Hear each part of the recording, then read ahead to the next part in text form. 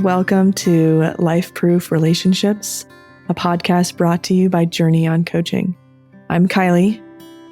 And I'm Christy. And we are a mother-daughter power team, both certified life coaches who have made coaching not just our careers, but our way of life. With more than 2,000 sessions and 2,600 hours of direct coaching experience between the two of us, we have a lot to share with you. Our clients come to us with all sorts of challenges and desires for change, but without fail, we ultimately arrive at the core of everything, cultivating relationships. So, if you're interested in exploring ways to transform your relationships to be more loving, nourishing, and dynamic, please join us. Whether we're talking about partners, family, friends, or coworkers, we will always ground back into the foundation of them all, your relationship with yourself. Alrighty, so in this episode, we are going to take a deep dive into the first pillar of 5 in our framework for building a LifeProof relationship. And that pillar is choose love. Sounds simple, and at its core, it actually is. It's also something that takes dedicated practice, awareness, and intention. We'll explain it to you at a high level first, and then share some stories to really showcase it. All right, Kylie, go for it. Talk about the metaphor. The metaphor. So before we dive in, I'm going to give you a visualization. I'm going to relate relationships to the ocean.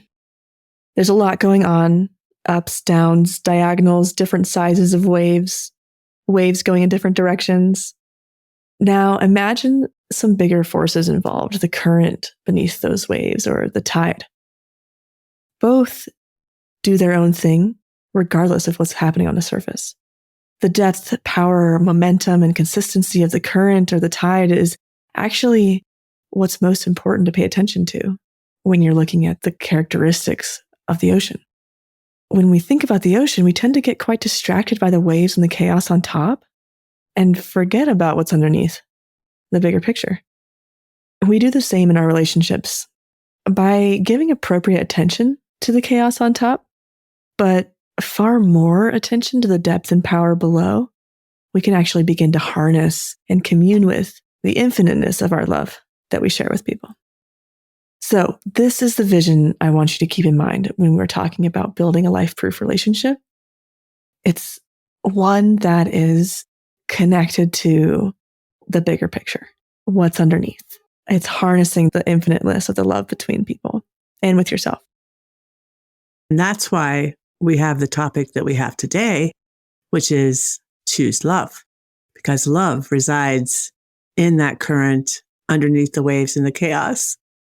We started this pillar, it came from a particular perspective on trust from Judith Glaser, who is the founder of Conversational Intelligence, and she has a particular framework, of course, around that. Part of what she defined as trust in relationships was this, that the understanding that the relationship matters more than whatever you're talking about. So Kylie, you and I have really elaborated on this idea because we think it's kind of the secret sauce in the foundation of any relationship that's built to last.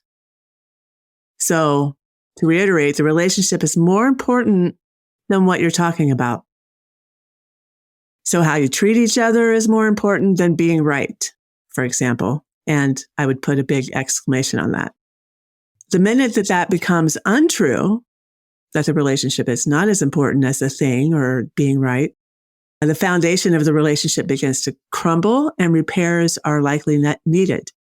So if you want to build a sustained life-proof relationship over time, it's crucial that you, me, our partners, that we prioritize practicing this. And I say practice because it truly is a practice, something you must do repeatedly over time. And those moments when it's hardest to do, those are the ones when it is absolutely most crucial to do it. So another way of saying this, back to the title of this podcast, is choose love. Choose love over the thing, which is what we chose to name this pillar of a life-proof relationship. Let's get into a pretty decent example of this. So, Kylie, let's talk about an example where you have multiple players. So why don't you tee up a scenario to demonstrate this wonderful pillar of choose love? Sure. So this is a story I'm pretty excited to share. It's pretty foundational for me, and it's a little uncommon. And I'm going to keep it high level and also change the names of the people involved just for privacy. So once upon a time, I was involved with a connection with somebody that unintentionally hurt someone else I really care about. My partner and I are polyamorous, and we've been cultivating this relational dynamic for the last 6 years. So it's definitely a practice of ours. So a few years ago, both me and my partner, we felt a connection with somebody, and let's call him Jake. Jake was dating one of our friends, and let's call her Stephanie. So Jake and Stephanie are also polyamorous. And long story short, something happened between us and Jake that was actually quite painful for Stephanie. And at the time, none of us had felt like we'd done anything wrong. We had thought we asked the right questions to make sure that we were aligned with everyone's agreed relational boundaries. Speaking of which, a side note, these kinds of polyamorous relational dynamics are not unlike an unmarked minefield. You think you're in the clear, and then boom, an unmarked, unknown explosion happens, and you just have to kind of pick up the pieces. Well, let me pause you there for a second. Go ahead. You just said that you found that you have to pick up the pieces. Mm-hmm. How do you pick up the pieces? I think that... Yeah, there's a lot of options. Depends. There are many ways to respond to these sorts of explosions, and we've found that picking up the pieces with compassion, grace, and understanding is usually our best course forward, because we have got to remember that it's usually an unmarked explosion that we couldn't really anticipate. So anyway, back to the story. Stephanie was mad, really mad at all of us. And I remember being on the phone with her as she's expressing her frustration and hurt. And there's no way I could have known any of this. Your feelings are not my fault. This is an issue in your communication with Jake. I'm not responsible for fixing your guys' problems. What happened was really incredible and healing for me and my partner. So no, I'm not sorry. And no, I don't regret it. So yeah, it's hard to admit it, but even though I didn't say those things explicitly, those were definitely thoughts going through my head. I felt like we were in the right. I felt like the issue that happened was really a issue in Stephanie and Jake's communication, not like a wrongdoing on my part or my partner's part. So anyway, we were remarkably able to work things out to the point of mutual understanding and honoring what Stephanie needed going forward. At that time in our life, that connection with Jake was really important for my partner and me. And Stephanie was actually really incredibly gracious and courageous in making space for it. She could see how important it was for us. So it sounds like perhaps, at least for this description, where you're at right now in the story, there were a lot of crashing waves happening. Maybe even some crisscrosses. Definitely. Mm-hmm. Okay. Yeah, you can get really rolled in the surf on that one. Totally. Okay. So what happened next? Right. So anyway, tons of kudos to Stephanie for really owning it and stepping into the waves with us for sure. But there was a thread of hurt that didn't go away for her. And over time, I really began to recognize that. Fast forward several months later, we're all, the four of us, camping together at Burning Man. And it was actually challenging for Stephanie to be physically present, in the same room with us and Jake. So despite having come to an understanding in the past and things having moved forward reasonably well, seeing us all together was triggering for her. And perhaps an important detail there is that she was living in a different state as the three of us were. And so there's a lot of physical distance in what was going on before. So this was like the first time the four of us were all together again since that original event happened the previous year. Yeah. Okay, so we're at Burning Man, and I'm just noticing that it's hard for her to be around us. I can see it, I can feel it, we can all feel it. And this was really the moment for me where I really learned the choose love lesson. I followed my gut and I went up to Stephanie and I told her this. I said, I can see how something I was involved in was really hurtful for you. Who was in the right or who was in the wrong, all of that is a distraction at this point. I did something that hurt you, Steph, and I'm really sorry. I really care about you, and my relationship with you is really important to me. I want to repair this to earn your trust again. I really am sorry for how this affected you. And we both started crying and hugged each other, and she was very, very appreciative for being seen and felt and respected for how difficult this has been for her. Yeah. I want to pause right there for a second. You just said for being seen, felt, and respected. And all three of those actions really are part of choosing love. Mm-hmm. Yeah. So it sounds like you dove under the surface on this one and went into that current of love. Yeah. I did. Yeah, I dove under the surface because, again, from another part of me was very convinced that I was not in the wrong. Mm-hmm. Like I said, who's right, who's wrong, who cares? In the famous words of Terry Real. Yeah. And you relied on your senses. And you felt that something was really off with her. You felt her energy. There was tension. And so you acted on it. Yeah. Yeah. Because I could have taken my happy self, feeling all right and justified on with my life, and I probably would have lost this friendship. That's a really important point, too, that you might think that you have consent and there's verbal consent. And then our verbals are really only 25% of our communication. So relying on these other senses to communicate to us that, hey, there's something really beneath the surface here that needs explored in a really loving way. So kudos to you for doing that. Yeah, that was the pivoting point in all of this. And in retrospect, reflecting on that, in that moment, I demonstrated my own realization that my relationship with her was more important to me than being right about what happened with Jake.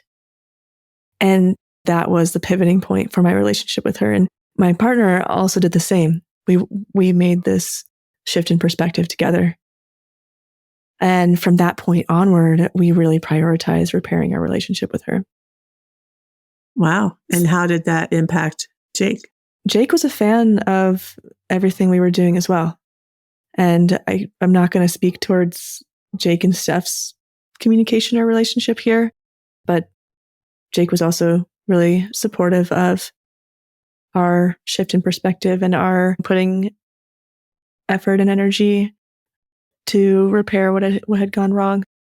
Before I go into what happened next, I'll mention something else that I have come across recently that actually is a great additional lens to look at this through.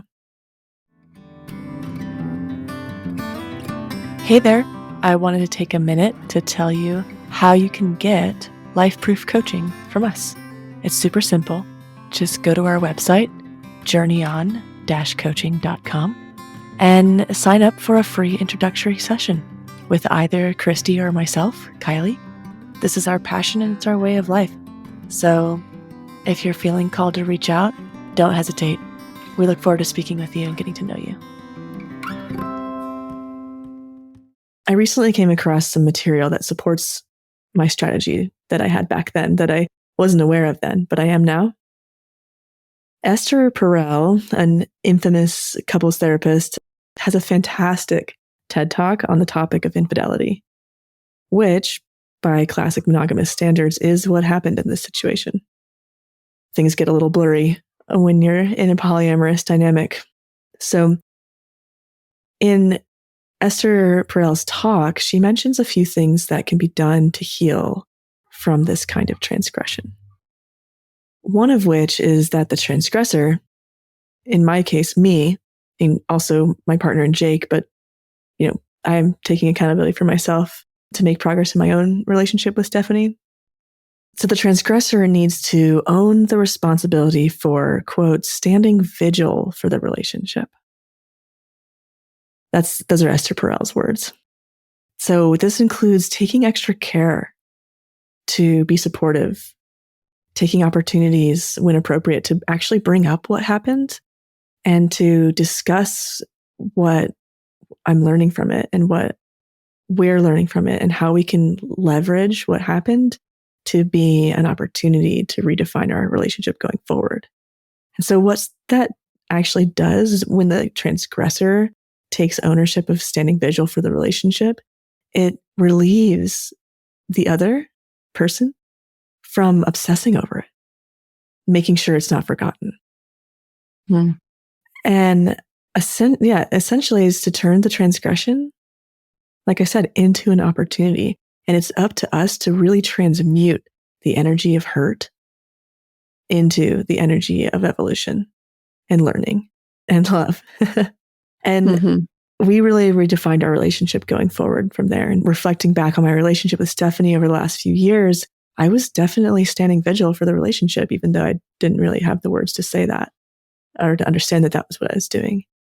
Things were tender between us, and I was knowingly and intentionally taking more care to listen carefully, support her in her life, in her dreams, in her other relationships, being extra curious, reaching out and catching up more, and really demonstrating to her how much I cared for her and how much our relationship mattered to me. And so that pivoting moment back at Burning Man was the moment that I chose love over the thing. And from then on, began building a foundation of such profound trust that we could rebuild our relationship on. And to this day, my relationship with Stephanie is one of the most treasured and precious relationships in my life. She said to me recently at the most recent burn, because we still camp together, "Hey, you know the whole growing old together thing? Yeah, I'm really counting on that." She's counting on growing old with you? Yeah, as friends. That's kind of fun. Okay. Yeah. We've Wow. so got each other's back. I mean, we've really just shown up so big for each other over the years. I'm amazed. I mean, compared to the direction that relationship could have gone, I am so proud of us. We still talk about that event and what it's meant for us and how we're really still learning from it. So yeah, that is what the first pillar is all about.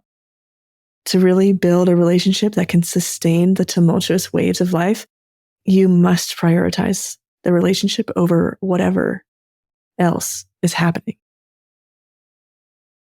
Yeah.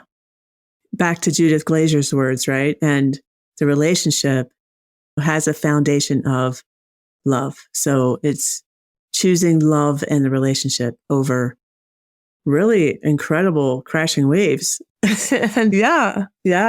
And I mean, this choice, there's a liminal space moment to do it. You described it really beautifully. And that liminal space, what I mean by that is it's the space in between the action and the response. You had that pause, that moment to be able to respond. And I'm using the word respond very intentionally here because I'm sure that you had biological reactions in that moment. Maybe your heart was beating faster. Maybe you started sweating. Maybe you felt heat rising up because you could feel the emotion of anger and dismissing. But then you quieted it and you recognize, oh my gosh, this is really about love. This is about this relationship. And I really need to tend to that.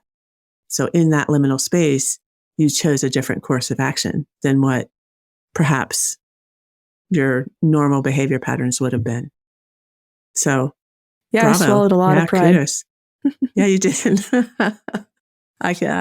Yeah. But I really did have the genuine realization that my relationship with her was just more important. I was like, so the pride, it wasn't like I swallowed my pride. I kind of felt like it just dissolved. Yeah, that's a really key point too. When the ego dissolves, and pride is very much attached to ego, it just creates a spaciousness, right? Did you feel that? I mean, I know it was a long time ago, but in the heat of the moment, if you can create spaciousness to be able to respond differently and actually intentionally choose love and also have a vision for what you want in the relationship. And we'll talk about that in a future podcast, but because that's another pillar. It's just amazing. I mean, you are one of my 4 daughters. And I can say that choosing love in the moment, I mean, I've had 31 years of practice now. I didn't know. You're really good at it. In the beginning, it is a practice. It is an intentional way of being. And sometimes it's so difficult, you have to walk away and say, hey, I need a minute. I really need to collect myself on this one. I can think of numerous conversations of, especially the announcement of, hey, so-and-so and I are having sex. Oh, really? Well, this is a really important conversation that we need to have. And I need a little bit of time. So I want to come back. And when I'm in a space of genuine. Yeah, shout out to teenage years. Oh, yeah. That drinking first, walking in when there's an obvious smell of marijuana in a state that is not legal. I mean, you can choose the thing over and over and over again, but oh my gosh, does that damage relationships? And yeah. And that's our whole point here, which is building a life-proof relationship. If you want to build a relationship that lasts over time and you want it to last over time, then this is something you've got to get good at. Yeah. And the only way to get good at it is to practice it. So, yeah, you've got so much more practice than I do. And specifically, like the whole family dynamic practice is something I don't yet really have in terms of like kids and stuff. Oh, and even in the work environment, I mean, to choose love in the moment in the military over the thing. Oh yeah. I can't say I was very good at that for a while until I realized really encouraged to do it.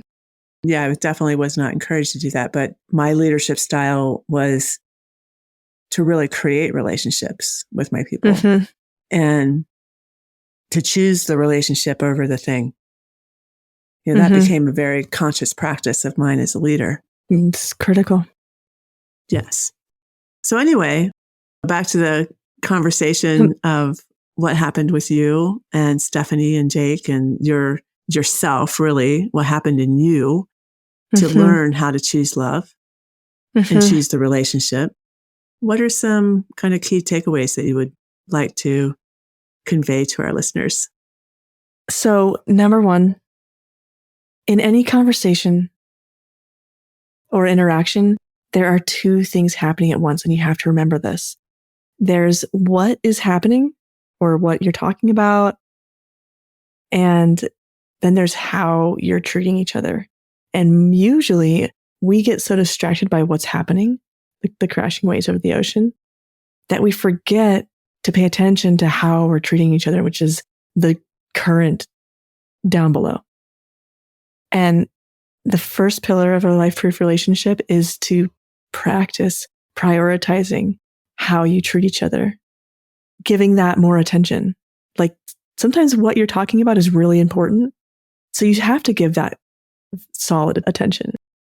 But I'm saying like at least 51% of the attention that you're giving a certain conversation needs to be going towards how you're going to treat this person. And let the rest of the attention go towards solving whatever problem that needs to be solved. Doing this builds a foundation over time of profound trust between you, upon which you can collaboratively build a beautiful relationship that lasts. And so here's the coolest part. Here's takeaway number 2.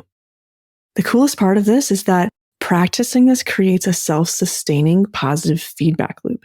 It creates momentum and energy in the relationship towards continued awesomeness and relational evolution.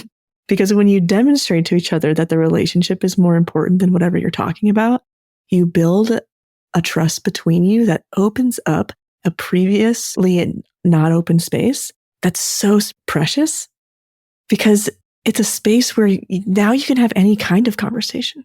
You can tread into unknown territory together.